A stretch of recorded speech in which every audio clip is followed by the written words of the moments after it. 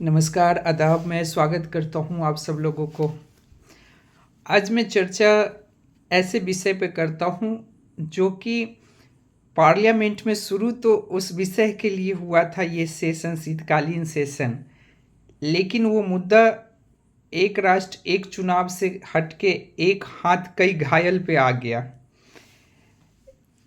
Parliament में जो ये मुद्दा अभी वर्तमान में है और देश में चर्चा का विषय हुआ है, एक राष्ट्र एक चुनाव।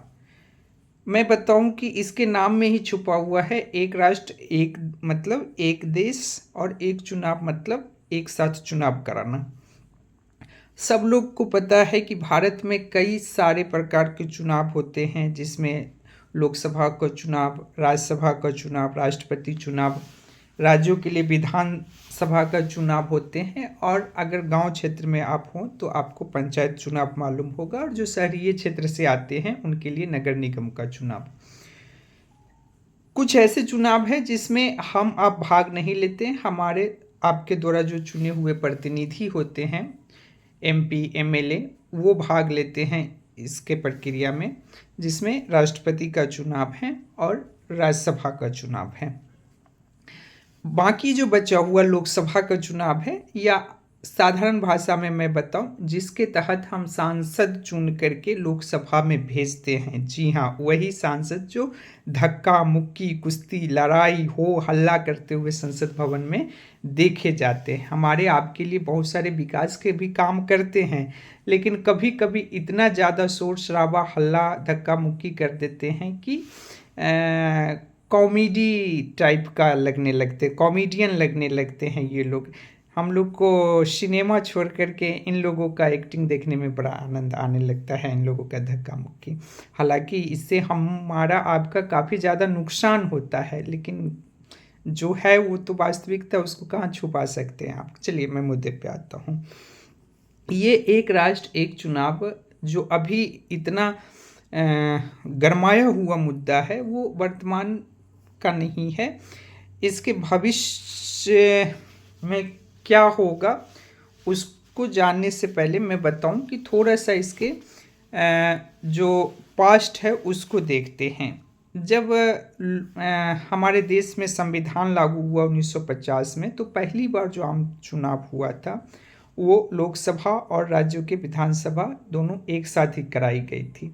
उसके बाद कंटिन्यू 3 बार ये प्रक्रिया चलता रहा, और फिर केंद्र की सरकार ने एक बार केरल सरकार को भंग कर दिया। 1967 के आसपास की घटना है, और केरल में अनुच्छेद 356 लगा दिया गया। उसके बाद से कई सारे पार्टियों में टूट हुआ, दल बदल करने की वजह से भी राज्यों का जो चुनाव हो वो मध्यावधि चुनाव होना शुरू हो गया।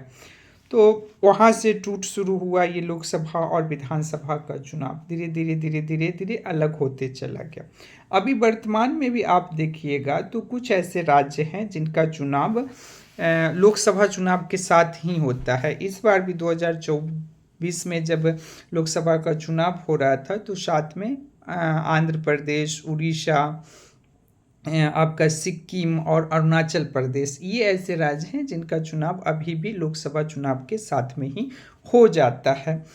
आगे मैं आपको बताऊं कि और जो इस योजना है, इस योजना में कई सारे कमेटी अलग अलग बनी, कमेटी ने अपना रिपोर्ट दिया, और उस रिपोर्ट को किसी भी बिल को पास कराने के लिए सब लोगों को पता होना चाहिए कि 3 स्टेज से गुजरना जरूरी होता है। लोकसभा, राज्यसभा और फिर वो राष्ट्रपति के जब परमिशन फाइनली मिल जाती है तब वो कानून का रूप धारण कर लेता है। लेकिन बीच में कई सारी कमेटी बनी, उन्होंने अपना रिपोर्ट दिया, उसके आधार पे इस बिल को पार्लियामेंट में लाया गया, लेकिन किसी कारणवश से नहीं पास हुआ। तो जितनी भी कमेटी बैठी थी, मैं उसमें विस्तार से नहीं जाऊंगा, समय का अभाव है, ज़्यादा लंबा नहीं करूंगा इस वीडियो को। तो मैक्सिमम जो ज़्यादातर कमेटी ऐसी थी जिन्होंने अपना रिपोर्ट इस बिल के पक्ष में रखा। उनका कहना था कि ये अगर लागू हो जाता है तो देश में लोगों का जो बहुत मात्रा में रुपया पैसा बर्बाद होता है इस चुनाव में, उस पर पाबंदी लग सकती है या उसको काफ़ी हद तक कमी कर दिया जाएगा। चलिए मैं वर्तमान का एक दो कमेटी के बारे में आपको बता दूं तो 2018 में एक वी.एस. चौहान के अध्यक्षता, जो न्यायमूर्ति थे उस समय के, उनके अध्यक्षता में भी एक कमेटी बनी और उन्होंने भी अपना कई पन्नों का रिपोर्ट दिया, जिसमें कहा गया कि नहीं, ये जो एक राष्ट्र एक चुनाव का जो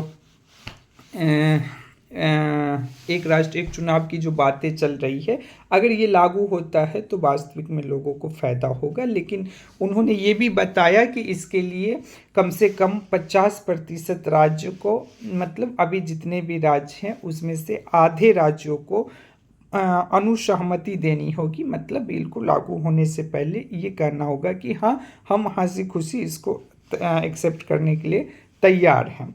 आगे मैं बता दूं कि फिर से 1999 में जो एक कमेटी बनी थी, वो कुछ जीवन रेड्डी नाम के कमेटी था, तो उन्होंने भी सिफारिश किया था इसका।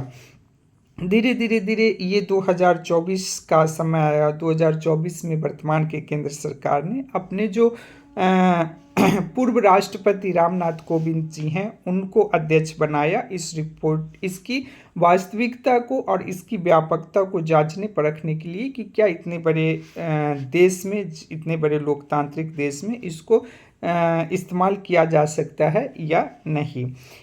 ये जान के आपको आश्चर्य होगा कि रामनाथ कोविंद जी की जो अध्यक्षता वाली कमेटी थी, उन्होंने 18,000 से अधिक पन्नों का एक रिपोर्ट दिया।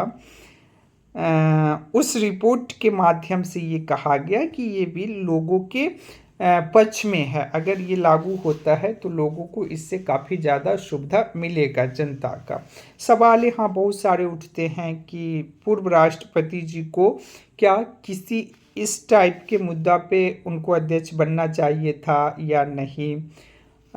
अगर वो अध्यक्ष बन भी गए तो उनसे सवाल ये भी उठता है कि क्या राष्ट्रपति, जो कि किसी देश के प्रथम नागरिक होते हैं, तो वो जो इस रिपोर्ट को अभी दे रहे हैं, मतलब रिपोर्ट तो ये सरकार के आदेश पे ही उन्होंने किया, रिटायर्ड मतलब वर्तमान में, लेकिन जिस समय वो राष्ट्रपति थे, अगर ये इतना ही अच्छा है तो उसी समय वो बोलते, उनके कहना, राष्ट्रपति के आदेश को कौन रोक सकता है, आराम से ये पारित हो जाता। चलिए वो अलग बात है, विपक्ष क्यों घेर रही है सरकार को। मैं आगे बताऊं आपको कि हमारे आपके तरह जो सामान्य जनता है, जो इतना गोल मटोल नहीं समझता है, बुझता है, उनको क्या फ़र्क पड़ेगा इस जो बिल एक राष्ट्र एक चुनाव का पारित हो जाएगा तो उनके जीवन पे क्या असर पड़ेगा, इसका क्या फ़ायदा मिलेगा, उनको ये जानना ज़रूरी है। सबसे पहले तो मैं यही बता दूं कि जो सार्वजनिक धन है, हमारे आपका रुपया जो खर्च होता है, उसमें भारी मात्रा में कटौती हो जाएगा। आपको क्या लगता है कि ये जो चुनाव होता है साल में कई बार, ये सरकार के पैसे से खर्च होती है? जी नहीं, हमारा आपका जो पैसा देते हैं कर के माध्यम से, टैक्स के माध्यम से, यही पैसा सरकार घुमा फिरा करके चुनाव पे खर्च करती है और बार बार ये बोलती है कि आपके विकास के लिए ये ज़रूरी है। चलिए कितना विकास हो रहा है सब लोगों को पता है। आगे मैं चलता हूँ। एक मोटा मोटी एग्जाम्पल पे मैं बताऊं कि लोकसभा की चुनाव जब 2014 में हुआ था, उस समय लगभग 30,000 करोड़ रुपया का खर्च आया था चुनाव करवाने में पूरे देश में।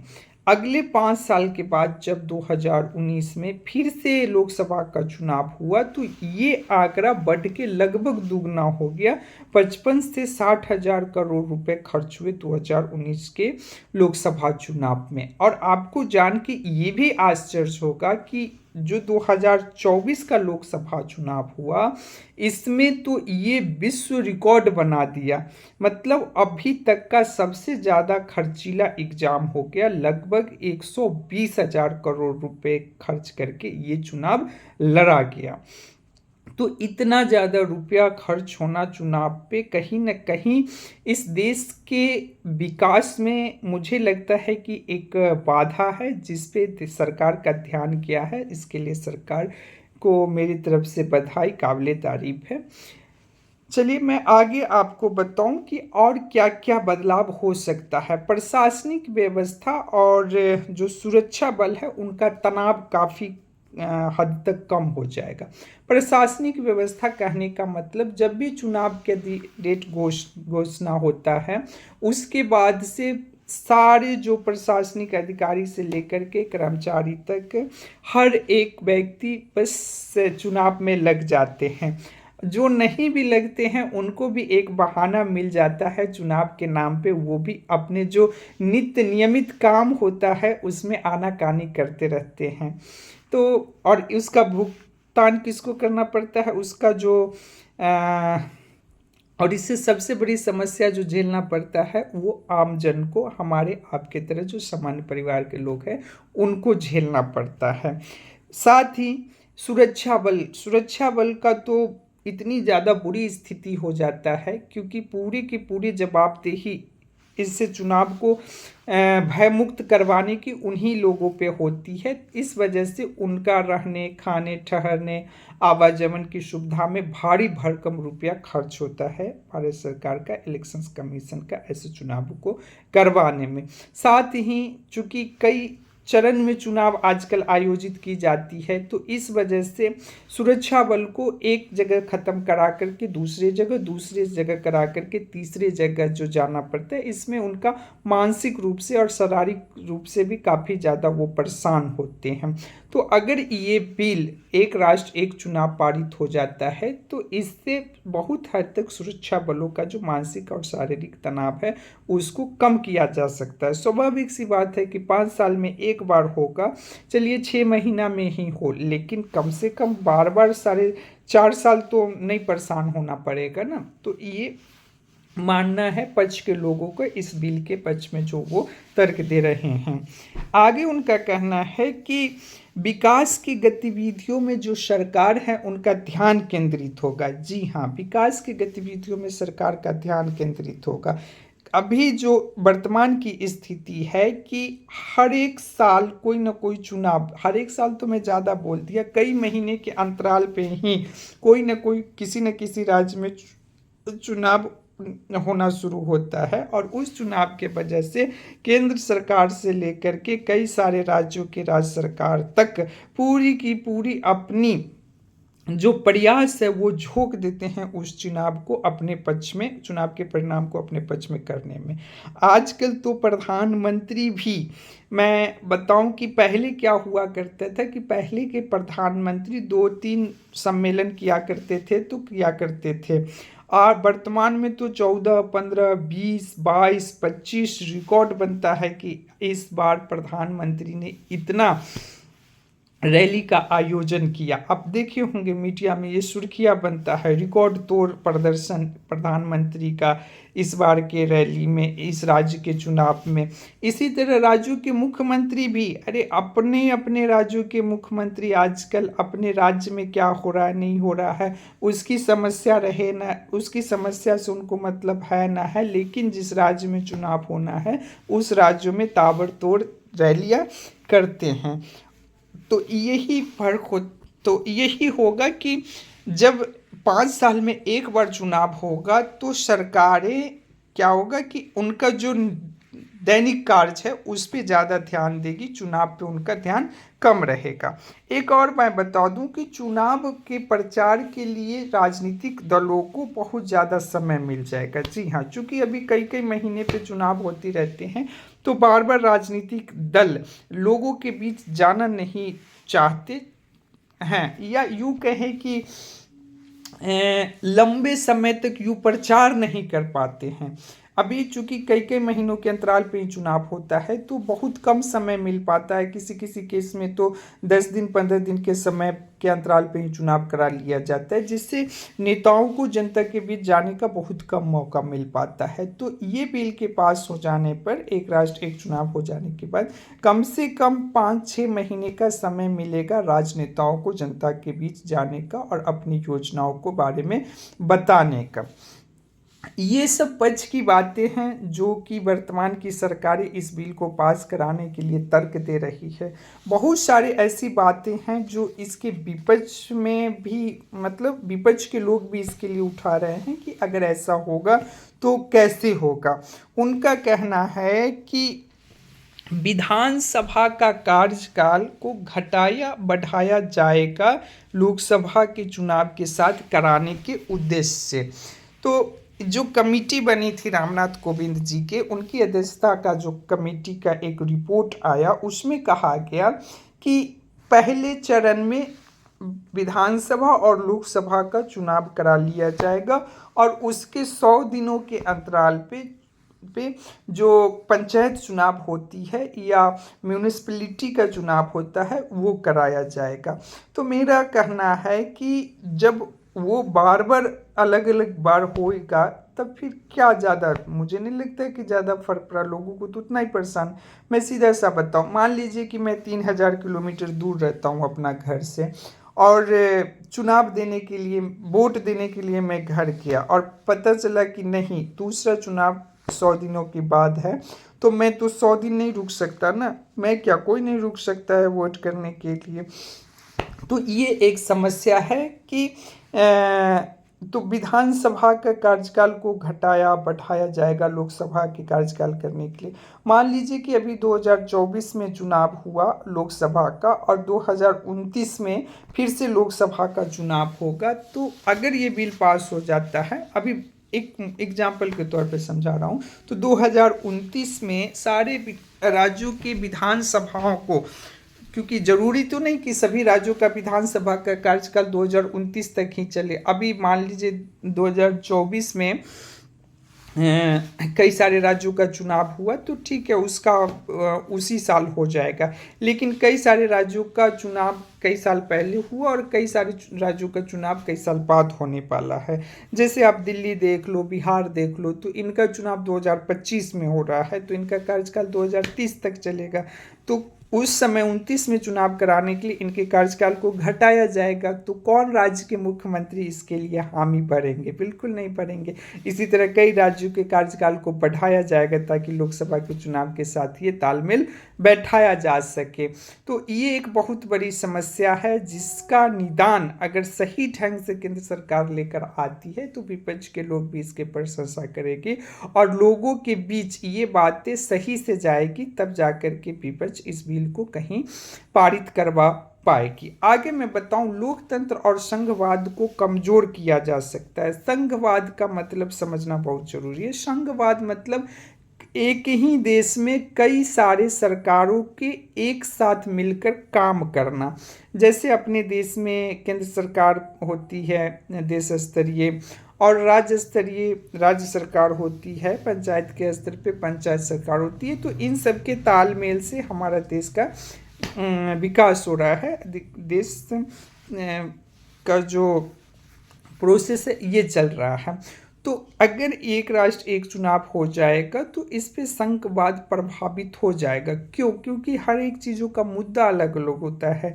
जो देश के हित के लिए मुद्दा है वो अलग होते हैं, राज्य स्तरीय मुद्दा अलग स्तर पे होते हैं, और जो लोकल बॉडीज का मुद्दा होता है वो अलग होता है। और लोग आजकल भावनाओं में बह करके वोट करना शुरू कर दिए हैं।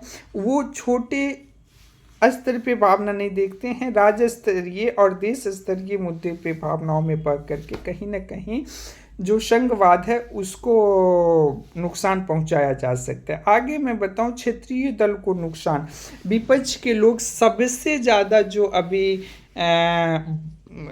जिस बात को लेकर के संसद भवन में शोर शराबा हो हल्ला और इस बिल के विरोध में बातें कर रहे हैं वो यही है कि क्षेत्रीय दल को नुकसान होगा। क्षेत्रीय दल को नुकसान मतलब जो छोटी छोटी पार्टियां हैं उनका नुकसान होगा। जैसा कि हम जानते हैं कि अपने देश में कोई पार्टी बहुत बड़ी है, या यूँ कहे कि दुनिया की सबसे बड़ी पार्टी है, तो कोई पार्टी बहुत बड़ी है और कोई पार्टी अभी बहुत छोटी है। तो इसके लिए मुझे कई लाइनें याद आती हैं कि है, इसके लिए मुझे लाइन याद है कि हो बड़ा कोई हमसे जो उनके छाँव में बच जाएंगे, हो बड़ा कोई हमसे जो उनके छाँव में बच जाएंगे, बराबरी की कोशिश में उनके जीते जी धूप में जल जाएंगे। मेरे कहने का मतलब कि कोई अगर बड़ा होता है और वो चुनाव जीतता है और साथ में हम भी अगर एक दो सीट लेकर के आ जाते हैं, तो उनके साथ गठबंधन पर करके हमारी भी नैया पार हो जाती हैं। लेकिन अगर ऐसा होता है कि उनका और हमारा साथ में चुनाव हो जाता है, तो स्वाभाविक सा है कि वो बड़े खिलाड़ी हैं, तो उनके पक्ष में ज़्यादा वोट मिलेगा और हमेशा नुकसान छोटे पार्टियों को होगा। तो इस समस्या का समाधान केंद्र सरकार को बड़े स्तर पर लोगों को बताना चाहिए, ताकि लोग भी इस बिल का समर्थन कर सके। आगे मैं बताऊं, नेताओं को जनता के बीच जाने का मौका कम मिल जाएगा। मैं पहले बताया था कि नेताओं को जनता के बीच जाकर के अपनी बात रखने का मौका मिलेगा, लेकिन 5 साल में 6-7 महीने के लिए। लेकिन दूसरा इसका पहलू क्या है कि नेताओं को जनता के बीच जाने का मौका कम मिल जाएगा, या यूं कहे कि जनता को नेताओं को बुलाने का मौका कम मिल जाएगा। जी हाँ, किसी ने कहा है कि आ गया चुनाव देखो, अब तो आ जाओगे, विकास हो या ना कभी, मुफ्त की रेवड़ियाँ बांट के तो जाओगे। जी हाँ, तो नेतागण अगर आते ही थे चुनावी के नाम पर, लोकसभा चुनाव में अलग आते थे, विधानसभा चुनाव में आते थे, जो छोटे छोटे स्तरीय मध्यावधि चुनाव होता था उसमें आते थे, नगर निगम के चुनाव में भी कभी कभी नेता आते हैं, आजकल तो पंचायत चुनाव में भी आने लगे हैं।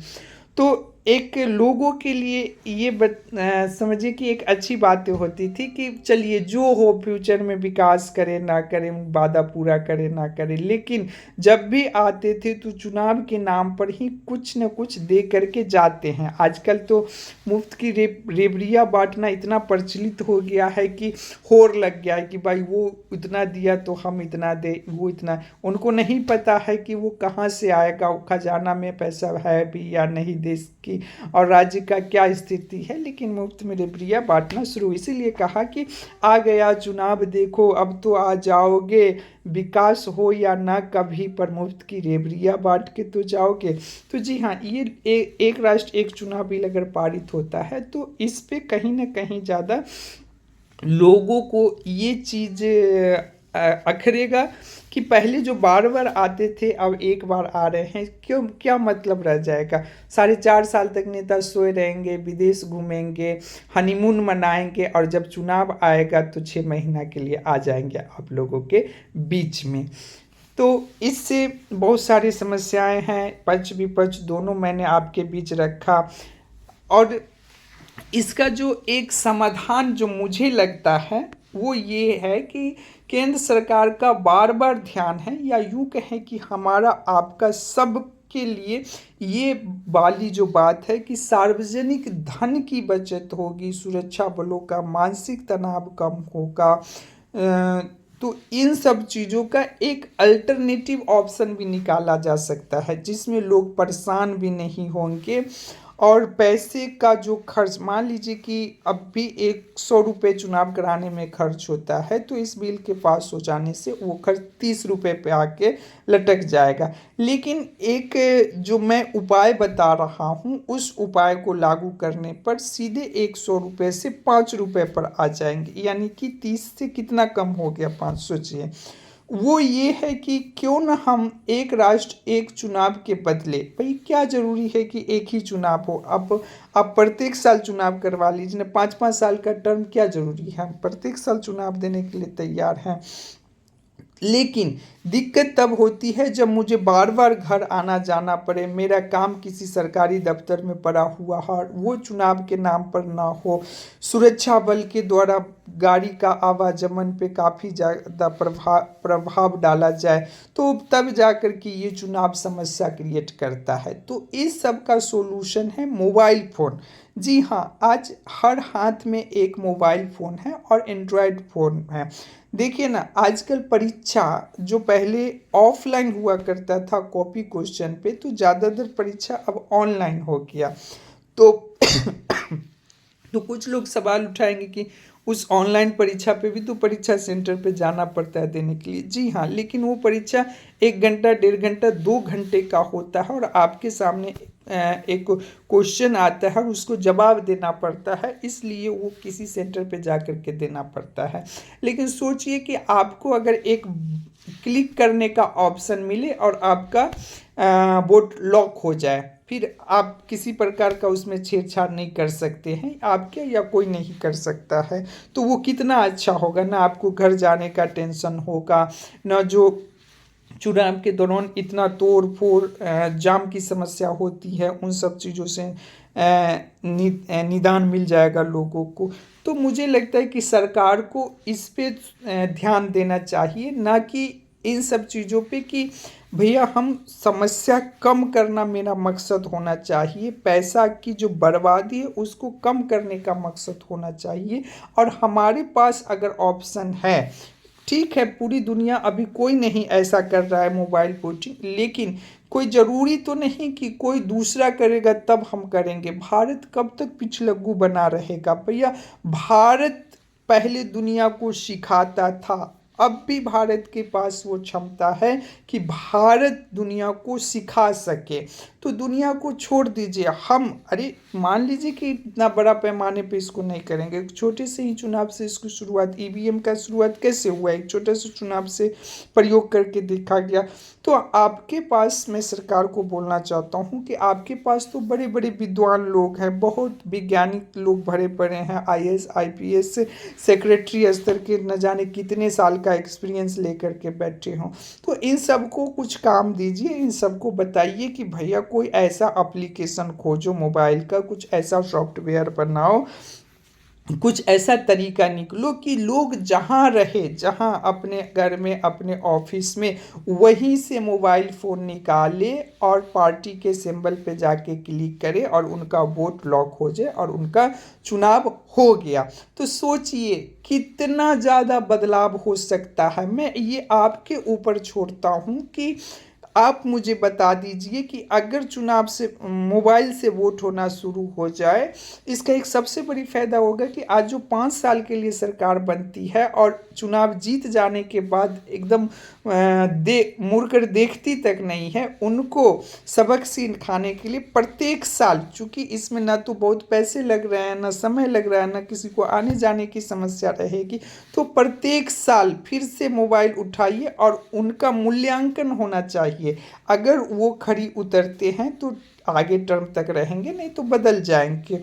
तो ये चीज़ बहुत बड़ी चीज़ है। अगर सरकार इस पे ध्यान देती है तो भारत विश्व गुरु बन सकता है। जरूरी नहीं कि विश्व गुरु दिमाग दे करके ही बना जा सके। अरे विश्व गुरु बनने के लिए कोई ऐसी बात का आप इजाद कर सकते हैं जो दुनिया उस चीज़ को देख करके शौक रह जाए कि अरे ये भारत कैसे कर लिया, कॉपी कर लेना ऑटोमेटिक शुरू हो जाएगा।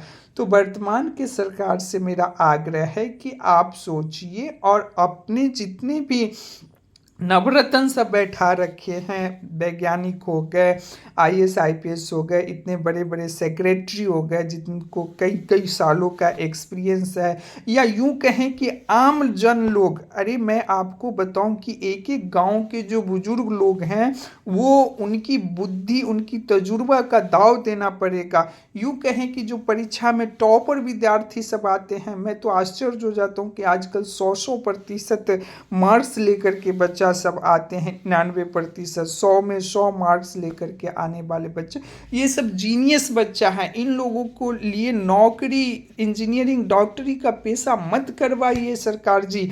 इन लोगों को वे दूध के मलाई के तरह हैं, इनको उठाइए वहाँ से और कहिए भैया आओ तुम मेरा नवरत्न बनो, तुम्हारे पास जो ये भगवान का दिया हुआ अलौकिक बुद्धि है इसका इस्तेमाल देश के विकास के लिए करो। अरे ये छोटी छोटी जो नौकरियां हैं डॉक्टर, इंजीनियर की, सरकारी कर्मचारी की, ये किसके लिए है? ये मिडिल तबकों के लिए हैं जो कि पढ़ने में औसत है, किसी तरह से अपना जीवन यापन, जो मतलब अलौकिक शक्ति वाली, बुद्धि वाली लोग हैं, उनके लिए ये सब चीज़ नहीं है। सरकार आप सोचिए हैं क्यों लोग इतना मार्क्स लेके इन सब चीज़ों को, इन सब लोगों को उठाइए और लगाइए, इन सब कामों को बदलिए, देश बदलिए।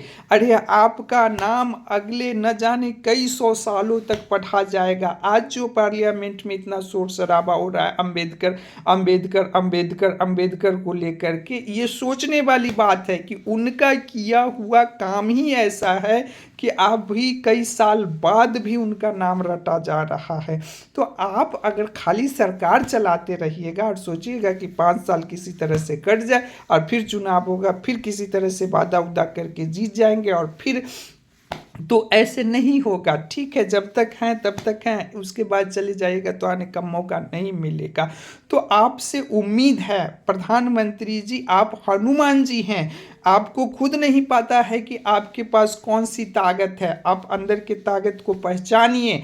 आप खुद नहीं, पूरे भारत को, जो 140 करोड़ आबादी वाला भारत है, इसको विश्व गुरु बना दीजिएगा और भारत के रहने वाला हर एक बच्चा गर्व करेगा आप पर। और आने वाला जो जनरेशन होगा, मेरा बच्चा, उसका बच्चा, उसका बच्चा, उसके पास एक मैसेज जाएगा कि एक आदमी ऐसा था जिसने भारत को कहाँ से कहाँ ला करके छोड़ दिया, और इसी वजह से भारत आज पूरी दुनिया पर राज कर रहा है। तो ऐसे करना पड़ेगा, तब जा कर के कुछ होगा। नमस्कार।